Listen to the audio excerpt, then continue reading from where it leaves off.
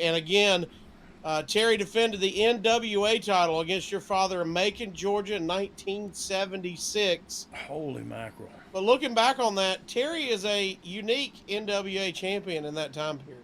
100%, because it was very conservative. Like, it was very conservative shooters, and we talked about Luthez, and you know what I mean. All these traditional wrestlers.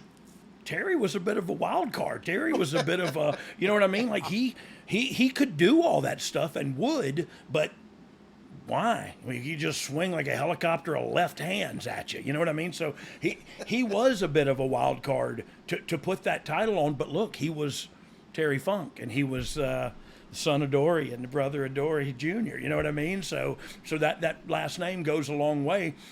And they could trust him to put the title on him. Back then, it was a big deal to get that title. It wasn't just like, oh, you deserve it. No, people were getting their legs broke over that son of a gun. So, so into the history, smarten up. And then you mentioned it earlier. We want to make sure we mention it. Your dad and Terry would face off in the 90s. Yeah. Smoky Mountain Wrestling for Mr. Jim Cornette. At one point, they would team up to take on, and I know this sounds crazy, the Gangsters, Mustafa and New Jack, in a Texas death match in 1995. Oh. That is insane sentence right there. Yeah. And I can see my dad now just double choking with what's the other guy's name? Yeah. Oh, Mustafa and yeah, Mustafa. And Terry and Jack are doing backflips off of stuff. But I do remember when they worked in Smoky Mountain. It was like a December to remember. So it was one of those things.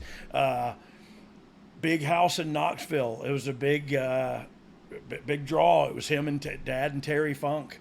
And Terry ended up stacking chairs all in the ring and putting Dad on top of it.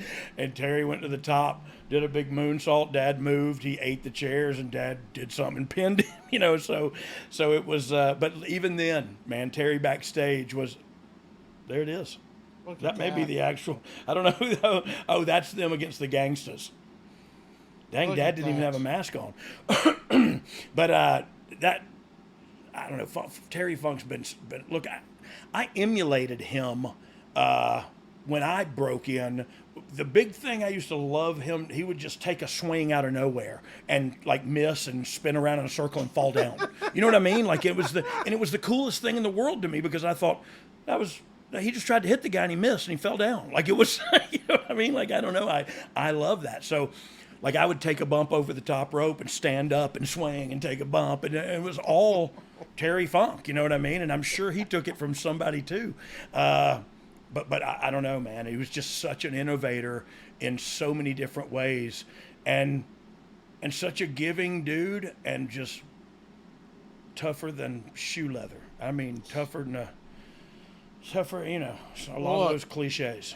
I got this, one of my favorite things I own wrestling memorabilia is this copy of the Wrestler magazine of the I Quit match with him and Flair. And I got to hear Terry tell stories one day, sitting around and having a lot of beers. Yeah.